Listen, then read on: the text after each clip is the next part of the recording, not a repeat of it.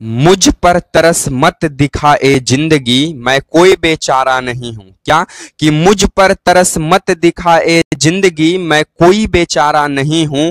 तेरे सामने खड़ा होकर लड़ूंगा तुझसे, क्योंकि मैं अभी तक हारा नहीं हूं।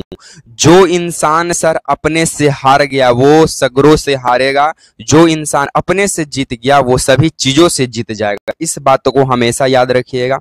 तो अगर आप पहली बार इस चैनल पे विजिट करते हैं तो चैनल को सब्सक्राइब कर दीजिएगा। वीडियो पसंद आता है तो वीडियो को लाइक कर दीजिएगा। और आपको जैसे में पता ही है कि इस चैनल से जीके जीएस का सीरीज दिया जाता है जो सभी परीक्षाओं के लिए उपयोगी है। वो हो बीपीएससी हो, बीपीएससी शिक्षक भर्ती हो, बिहार पुलिस हो, बिहार दरोगा हो, Bihar SSC, SSC, railway, banking, defence exam, या फिर वे तमाम परीक्षाएं जिसमें जीके जीएस का सवाल बनता है, उन सभी परीक्षाओं के लिए वीडियो महत्वपूर्ण होने वाला है सर। क्योंकि इस चैनल से जो भी सवाल कराए जाते हैं जीके जीएस का वो सभी पीवाईक्यूज रहते हैं, यानी प्रीवियस ईयर पर आधारित प्रश्न रहते हैं। और जो सवाल आपकी एग्जाम में बनने की संभावना है या जो पूछ चुका है, उन सभी सवालों का एक ही वीडियो में फुल डिस्कशन कराया जाता है। ठीक है, तो अगर आपको वीडियो पसंद आता है तो वीडियो को लाइक कर दीजिएगा और चैनल को सब्सक्राइब कर दीजिएगा। ठीक है, चलिए सीधी बात, नो बकवास पे चर्चा करेंगे। सबसे पहला सवाल से हम आपको रूबरू कराते हैं।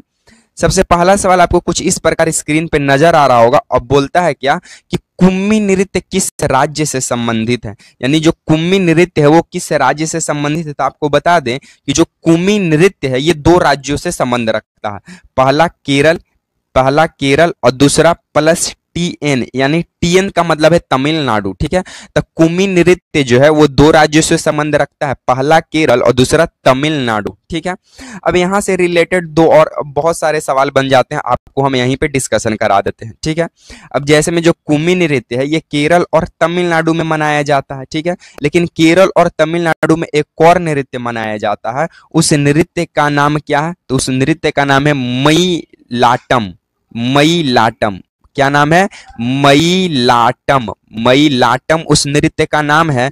इसे मोर नृत्य भी कहते हैं। इसे क्या? मोर नृत्य भी कहते हैं। इसे मोर नृत्य भी कहते हैं। और ये दोनों जो है कहाँ मनाया जाता है?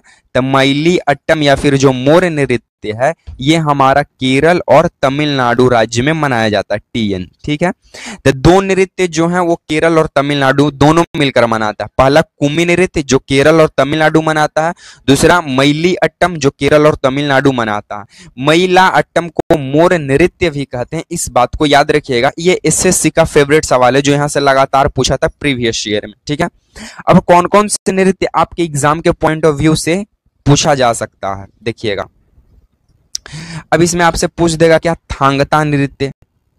थांगता नृत्य, थांगता नृत्य कहाँ मनाया जाता है? तो थांगता नृत्य मणिपुर में मनाया जाता है। थांगता नृत्य कहाँ मनाया जाता है? तो थांगता नृत्य मणिपुर में मनाया जाता है। और थांगता का अर्थ क्या है? तो थांगता का अर्थ होता है तलवार, तलवार प्लस भाला। तलवार प्लस भाला, थांगता का अर्थ होता है तलवार और भाला। ठीक है, उसके बाद पूछ देगा रंगमा नृत्य। रंगमा नृत्य कहाँ मनाया जाता है? तो रंगमा नृत्य को ही बांस नृत्य भी कहते हैं। तो रंगमा नृत्य या फिर जो बांस नृत्य है ये नागा जनजातियों के द्वारा नागालैंड में मनाया जाता है। नागा जनजातियों के द्वारा नागालैंड में मनाया जाता है। तो ये कुछ प्रमुख नृत्य थे जो आपसे लगातार एग्जाम में सवाल बनता है। ठीक है, तो इन सभी प्रश्नों को आप याद कर जाइएगा। ठीक है, चलिए आगे की प्रश्नों की ओर हम लोग आगे बढ़ते हैं। देखिएगा आगे का प्रश्न हमारा क्या कहता है कि भारत में हरित क्रांति का जनक कौन है? भारत में हरित क्रांति का जनक कौन है? तो भारत में हरित क्रांति का जनक एमएस स्वामीनाथन है। एमएस स्वामीनाथन है। कौन है? एमएस स्वामीनाथन है भारत में हरित क्रांति का जनक। अब आपसे पूछेगा कि भारत में हरित क्रांति कब आया? तो भारत में हरित क्रांति जो है ये 1965 से 1968 के बीच में आया था। ठीक है, तो इस बात को भी आपको याद रखना पड़ेगा कि भारत में हरित क्रांति की जो शुरुआत है वो 1965 से 1968 के बीच हुआ था। और भारत में सबसे पहले हरित क्रांति किस राज्य में आया था? तो सबसे पहले भारत में हरित क्रांति जो है पंजाब राज्य में आया था। पंजाब के बाद फिर आ गया, पंजाब के बाद आ गया हरियाणा, पंजाब के बाद आ गया हरियाणा, फिर आ गया था उत्तर प्रदेश, राजस्थान जैसे में, ठीक है। तो भारत में हरित क्रांति जो है सबसे पहले पंजाब में आया, फिर हरियाणा में आया, फिर उत्तर प्रदेश में आया, ठीक है। भारत में हरित क्रांति का जनक हो गए एम एस स्वामीनाथन। बट लेकिन एक सवाल क्या पूछेगा कि विश्व में हरित क्रांति का जनक कौन है? तो विश्व में हरित क्रांति का जनक नॉर्मन बोरलॉग है। नॉर्मन बोरलॉग है। ये विश्व में हरित क्रांति का जनक है। कौन? Norman Borlaug. अब आपसे पूछ देगा कि हरित क्रांति से किस खाद्यान्न फसलों में सबसे ज्यादा अनाज की उपज होती है? तो हरित क्रांति में गेहूं का सबसे अधिक उत्पादन किया जाता है और साथ में चावल का भी, ठीक है। तो इस बात को आपको याद रखना पड़ेगा, ठीक है। तो इतना रिलेटेड सवाल था हरित क्रांति से, लेकिन और किस किस क्रांति से सवाल बनेगा उन सभी सवालों का यहीं पे डिस्कशन हम करा देते हैं। इसको आप नोट कीजिए, इसे हम इरेज करेंगे। अब देखिएगा क्या क्या। सबसे पहले इसके बाद पूछेगा श्वेत क्रांति, कि भारत में श्वेत क्रांति का जनक कौन है? तो भारत में श्वेत क्रांति का जनक डॉक्टर वर्गीज कुरियन है। कौन है? डॉक्टर वर्गीज कुरियन है भारत में श्वेत क्रांति का जनक। और श्वेत क्रांति में किस चीज का उत्पादन बढ़ा? तो दुग्ध क्रांति से यह संबंधित है, यानी दूध में अधिक वृद्धि हुई श्वेत क्रांति लाने से।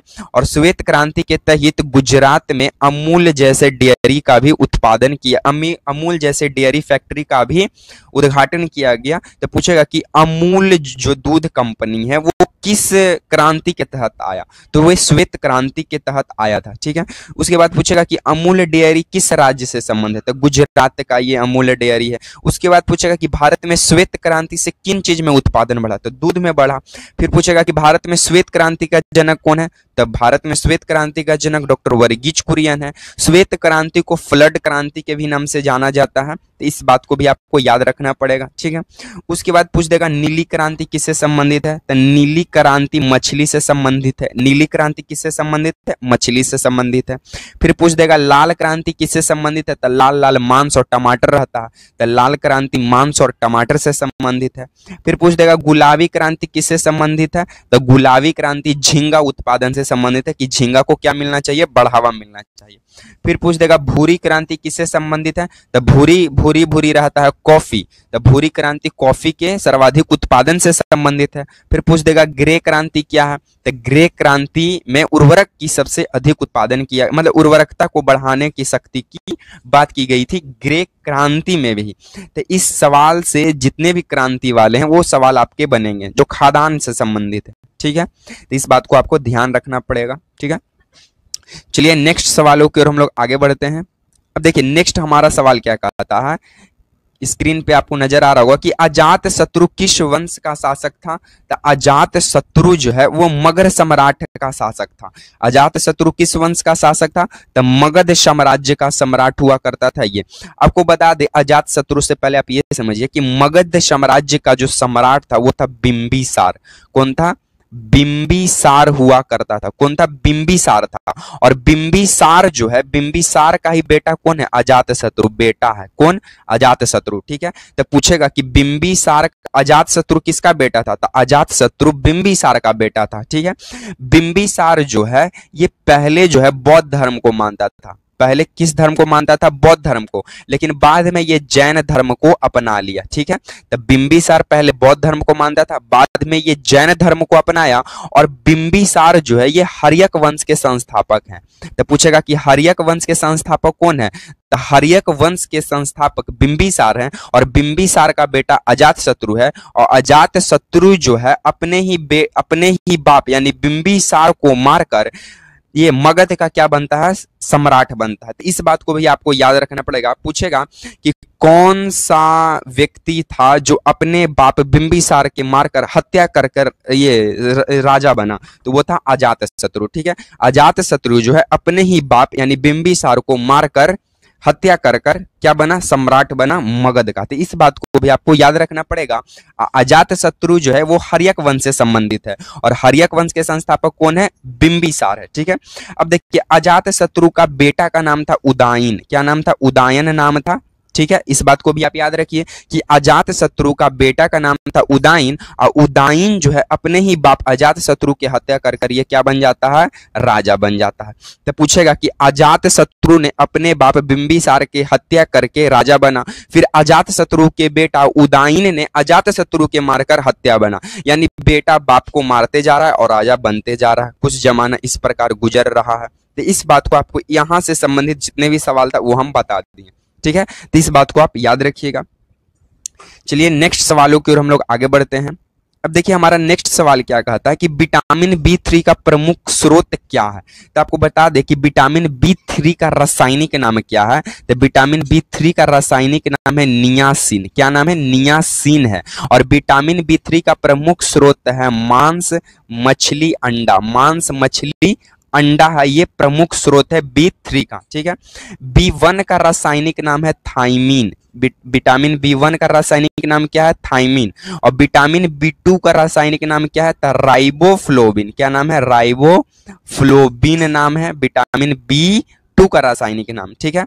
उसके बाद विटामिन B6 का रासायनिक नाम क्या है, तो विटामिन B6 का रासायनिक नाम पैराडॉक्सिन है। पैराडॉक्सिन है विटामिन B6 का रासायनिक नाम।